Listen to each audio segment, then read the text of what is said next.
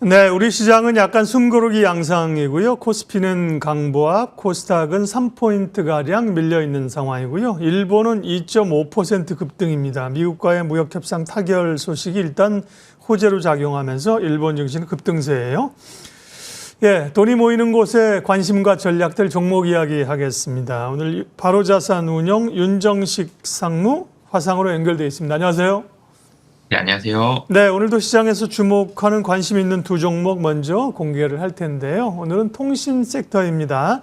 ENA 효과의 스카이라이프, SK텔레콤의 반사쇠인 LG유플러스입니다. 먼저 통신 서비스 업종으로 분류를 할 수 있을 것 같은데 전체적으로 업황이 이렇게 시장에 막 기대가 있는, 관심이 있는, 막 이익이 늘어나는 그런 섹터는 아닌 것도 같습니다.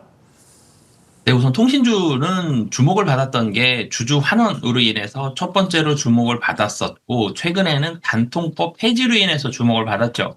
주주 환원에 있어서는 사실 긍정적이었습니다. 그리고 중간에 AI 기대감 그러면서 SK텔레콤 중심으로 해서 관심 받았다가 SK텔레콤 개인정보 유출로 인한 악재를 한번 맞았었고요.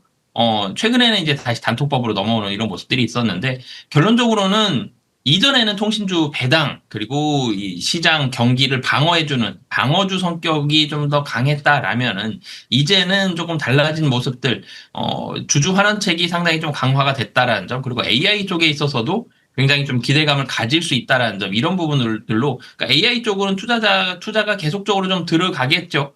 그러면서 시장에 있어서도 정부에 있어서도 계속적인 무언가 활성화에 대한 대책이 좀 필요하기 때문에 이전처럼 경기 방어주적인 성격보다는 이제는 신사업과 그리고 주주환원책에 좀 더 포커스를 맞추시면 좋을 것 같고요. 단톡법 같은 경우도 시장이 단기적으로는 좀 이 여러 가지 보조금이라든지 마케팅 비용이 증가할 수는 있겠지만 이런 부분들은 좀 단기적인 이슈로 좀 그칠 가능성이 있고 실적에 대한 우상향 이런 부분들로 좀 포커스를 맞춰서 보시면 좋을 것 같습니다. 네, 그렇군요. 최근에 보니까 단통법 관련된 이슈가 좀 있었네요. 단통법 폐지와 관련해서 일단은 좀 기대감이 좀 있군요. 오늘 픽해 주신 두 종목을 비교할 텐데 스카이라이프, ENA 채널 효과, 이게 채널명이잖아요. 옛날에 그 변호사 우영우 하던데 아닙니까? 요즘 더 시청률이 좋습니까? 네, 우선 ENA 채널, 사실은 좀 전에도 주셨듯이 이상한 변호사 우영우가 하기 전에는 사실 인지도가 많이 좀 떨어지는 그런 채널이었죠. 근데 이 채널이 계속적으로 시청률이 좋아지고 있습니다. 23년도 14위고요. 23년도 14위였고 25년도 11위로 조금씩 올라가고 있고 흥행을 하는 프로가 한 개씩은 꼭 나오는 그런 모습들을 보여주고 있기 때문에 굉장히 인지도가 떨어졌다가 이제는 인지도가 조금씩 올라가고 있다라는 점. 그리고 유료 방송 광고 매출 이 MS가 계속 상승을 하고 있습니다. 23년도 4.6%였는데 당연히 시청률 올라가니까 이 광고 매출도 올라가겠죠. 25년도 1분기에는 6.7%로 올라가는 그런 모습들이 있고요. 어려운 시기가 분명히 있었습니다. 굉장히 어려운 시기가 있었는데 콘텐츠 제작 효율화, 그리고 원가 절감, 그리고 자회사 캐펙스 조절, 이 조정, 무형자산 상각비 감소 이런 부분들로 인해서 어려움들을 많이 좀 조절을 하고 있었어요. 실적에 대한 효율화를 좀 추진을 하고 있는 이런 부분들이 있기 때문에 실적은 조금씩 나아지는 그런 모습들이 있는데 사실 아쉬운 점이 있죠. 모든 산업들이 그렇지만 규모의 경제가 어느 정도는 좀 필요합니다. 특히 방송 같은 경우도 가입자 수가 계속적으로 좀 늘어나야 되는데 지금 이 스카이라이프 같은 경우는 왜 방송 가입자가 줄어드는 이런 모습들, 그러니까 저수익 사업을 종료를 함으로써 플랫폼 쪽에 있어서도 효율화를 추진을 하고 있는데 어찌됐든 이러면서 가입자가 전체적으로 줄어들고 있다라는 점, 커머스에 대한 B2B 매출이 줄어들고 있다라는 점, 외형이 좀 줄어들고 있다라는 점이 좀 아쉬운 점으로 좀 작용을 하고 있다라고 보시면 되겠습니다. 네, 다음은 LG유플러스인데요.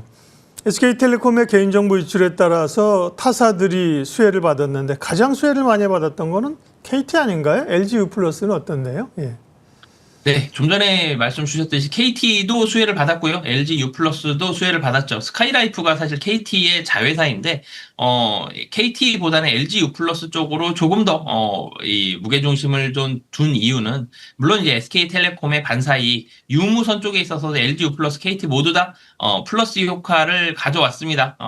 LG U 플러스 같은 경우 휴대폰 점유율이 19% 중후반대를 기록을 하면서 20%대에 육박하는 그런 모습들을 보여줬고, 초고속 인터넷과 IPTV 모두 다 큰 폭으로 좀 증가를 하는 그런 모습을 보여줬습니다. SK텔레콤 2분기 실적은 안 좋고요. KT와 LG U 플러스의 2분기 실적은 좋습니다. 근데 이 사실은 시장에서 이미 얼추 알고 있기 때문에 실적 발표 이제 한 2주 정도 뒤부터 시작을 할 텐데, 실적 발표가 시작을 하더라도 이 실적이 주가에 영향을 주는 이 영향은 굉장히 좀 미미할 것으로 보여지는데요.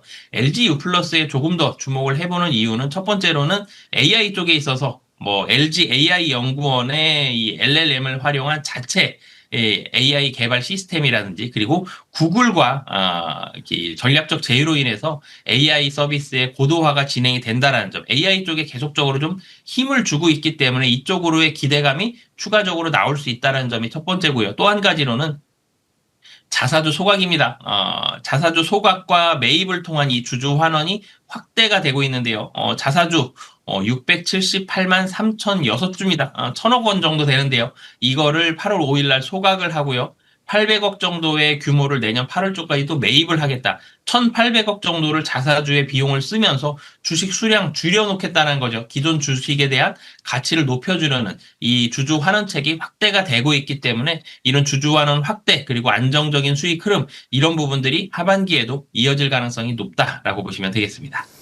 네, 통신주 스카이라이프하고 LG U 플러스 비교해서 LG U 플러스의 비중 확대 좋은 의견을 주셨습니다. 역발상적인 관점에서 예를 들면 SK텔레콤에 관심 있는 이런 분들 있을 수 있는데, 여기는 시간이 좀 더 걸릴까요, SKT는요? 네, 사실 조금 더 시간을 잡았을 때에는 SK텔레콤 같은 경우는 탄력이 좀 더 올라갈 수 있죠. SK텔레콤이 KT와의 격차를 줄이려는 시도를 하반기에는 분명히 시도를 할 거거든요. SK텔레콤 가입자를 계속 놓치고만 있지는 않을 거고요. 지금 피해 배상에 대한 규모가 어느 정도 나왔기 때문에 2분기 실적 안 좋습니다만 상승률에 있어서는 하반기에 SK텔레콤도 긍정적인 모습은 충분히 이어갈 가능성이 높다라고 말씀드리겠습니다. 예, 오늘 통신주 얘기하면서 두 종목 비교해봤고요. 오늘 유망주 이어서 말씀해 주십시오. 네, 유망주 철강, 포스코홀딩스 좀 말씀을 드리겠습니다. 사실 철강이 어려웠습니다. 중국에서 굉장히 값싼 철강 제품들이 들어오면서 철강주들 굉장히 어려웠고, 미국 수출할 때에도 관세에 대한 우려감으로 많이 줄어드는, 주가가 많이 떨어져 있었던 모습을 보여줬는데, 최근 들어서 주가가 좀 올라가고 있죠. 물론 이제 20만 원대 초반에서부터 주가가 올라가서 30만 원을 돌파를 하긴 했지만, 23년도 포스코홀딩스의 주가를 보면 장중에는 70만 원 넘어갔었고요.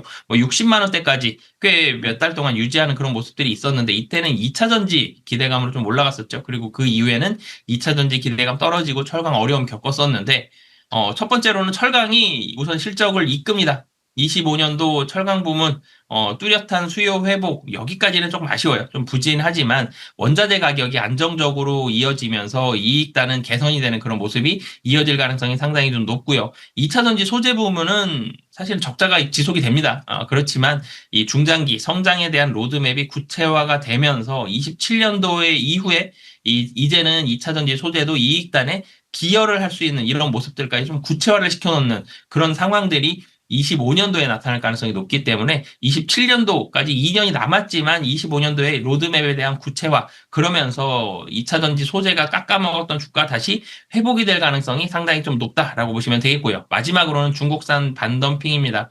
이 반덤핑에 대한 규제 효과가 하반기로 갈수록 이 중국산 후판이라든지 열연이라든지 이런 부분에 있어서는 반덤핑 효과가 하반기로 갈수록 이어지기 때문에 하반기를 바라보시면서 조금 더 긴 관점, 긴 호흡으로 접근을 하시면 좋을 것 같고요. 목표 주가도 같이 말씀을 드리면 40만 원 말씀을 드리겠는데, 최근에 추세가 많이 떨어졌던 종목들 키 맞추기 하려고 조금씩 올라오는 그런 모습들도 있죠.